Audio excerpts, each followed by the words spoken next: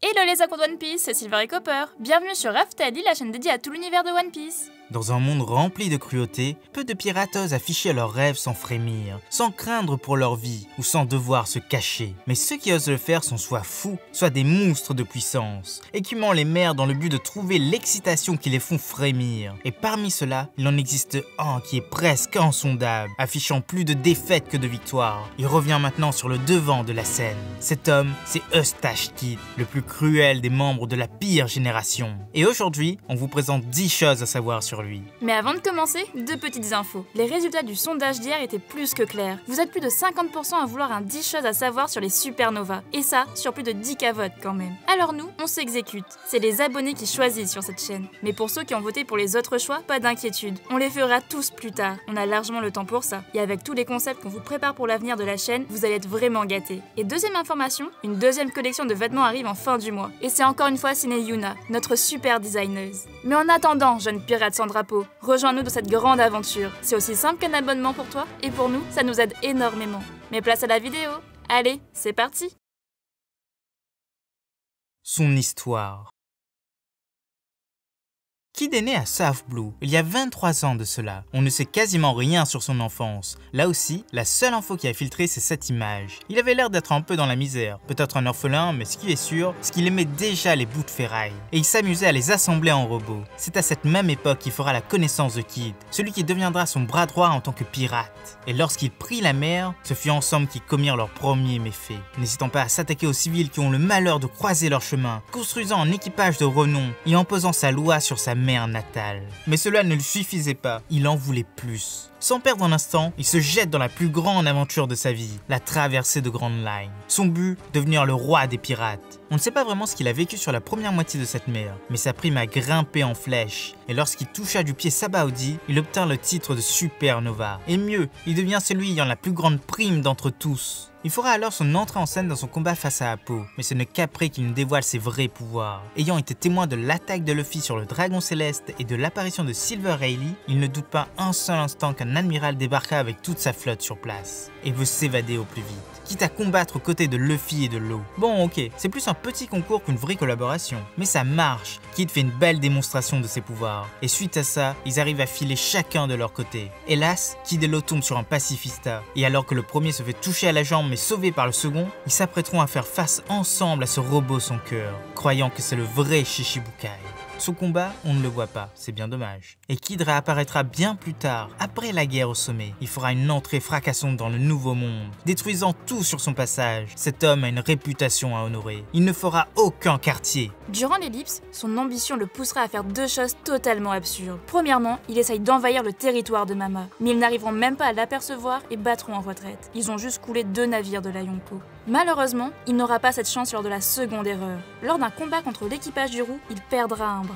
Depuis, il se balade avec un membre artificiel, un amas de métal qui lui sert de bras gauche. Après l'ellipse, les choses ne s'améliorent pas pour lui, bien au contraire. Dans le but de se venger du roux, il accepte une alliance hasardeuse avec Appo et Hawkins, 2 autres membres de cette pire génération. Hélas, une grande menace tombe littéralement du ciel. Kaido tente de se suicider en sautant d'une île céleste et tombe littéralement sur la base secrète de l'alliance. Face à un Yonko et sa colère, Kid et Killer prennent les armes, mais rien n'y fait. Les autres capitaines ne les suivent pas. Hawkins a écouté ses cartes et s'est rangé du côté de Kaido, alors qu'Appo était un traître depuis le tout début. Son piège s'est refermé sur eux. Kid a perdu.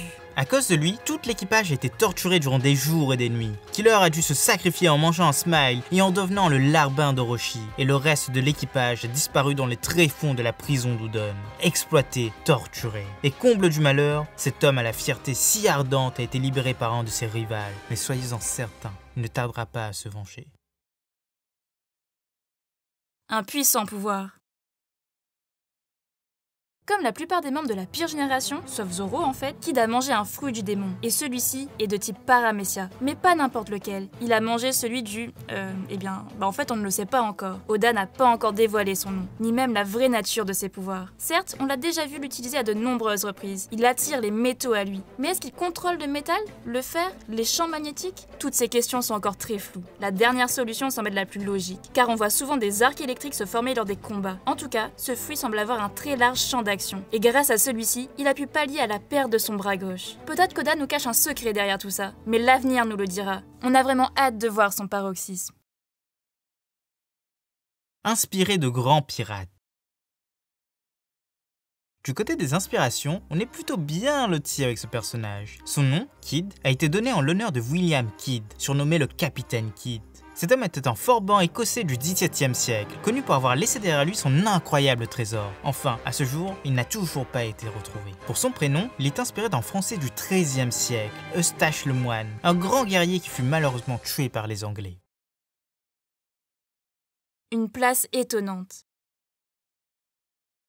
Comme dit précédemment, Kidd est né à South Blue il y a 23 ans de cela. Or, à cette même période sur cette même mer, un grand bouleversement avait eu lieu. Le plus connu des pirates y avait laissé ce qu'il avait de plus cher, sa femme et son enfant, Ace. Mais sa mère, voulant sauver son fils, l'a porté en son sein 20 mois durant, ce qui fait qu'il aurait dû avoir 23 ans aujourd'hui s'il n'était pas mort. C'est assez étonnant comme petite coïncidence, non? Mais Kidd occupe une place bien plus importante dans One Piece. Il est l'équivalent de Shiki pour la nouvelle génération, celui qui déteste Roger tout en le considérant comme son égal et son grand rival. C'est la même relation qu'il a avec Luffy, non? Une prime excessive. Lors de son arrivée sur Sabaody, Kidd était le supernova avec la plus grosse des primes, 315 millions de berries. Et à l'époque, la chose est justifiée par le fait qu'il s'attaque aux simples civils. Mais le plus important, c'est que ça restera la seconde prime la plus élevée dans toute la première partie du manga, en fait de tout Paradise, juste après celle d'Ace. Mais après l'ellipse, l'abondance et grosses primes le font chuter dans ce classement. Et même s'il atteint très vite les 470 millions de berries, il ne tient pas la distance avec Luffy, le 5e empereur. La rencontre du destin. Vous le saviez peut-être, mais Kidd et Killer détestent les Udon Okuri. Et il y a une raison à tout ça. Lorsqu'ils étaient petits, ces deux enfants étaient tombés amoureux de la même fille. Et l'a tout fait gicler. C'est son vrai nom. Or, il l'avait invité à manger des Udon au curry. Après le repas, la jeune fille se retrouva marron de la tête aux pieds, toute recouverte de curry. En voyant ça, ils éclatèrent de rire. Elle a tout fait gicler après tout. Mais quelle erreur! Elle les rouèrent de coups et les plaqua tous les deux au sol. Elle est vraiment gentille, cette petite. Depuis, les deux compères sont devenus les meilleurs amis du monde. Le guerrier sans peur.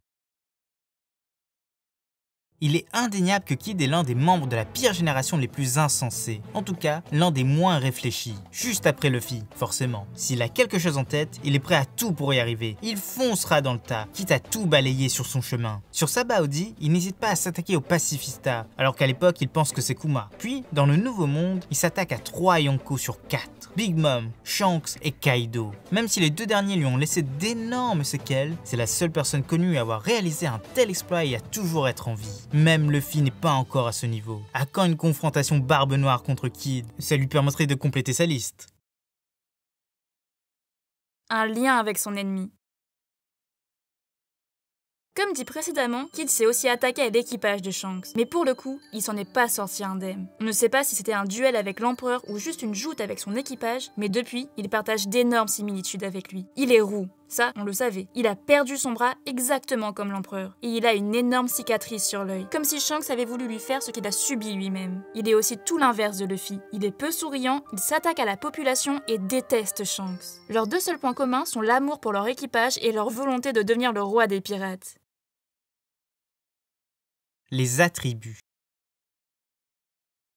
En tant que supernova, Kidd a eu le droit à un animal fétiche et à une fleur représentative. Le premier n'est autre que le taureau de combat, exactement comme celui de Dressrosa, le taureau de compagnie de Lucy. Et pour la fleur, c'est la tulipe. Mais bon, c'est censé évoquer l'amour passionnel. On comprend pas trop pourquoi, mais pourquoi pas.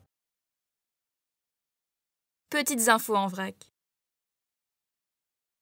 Et pour finir cette vidéo, voici quelques petites infos en vrac sur le personnage. Il est né le 10 janvier. Pourquoi? Eh bien car le 0110 en japonais peut se dire Kidd Do. Sa nourriture préférée sont les choux farcis. Et au contraire, il déteste les udon au curry. On se demande pourquoi. Et enfin, s'il vivait dans ce monde, il serait écossais.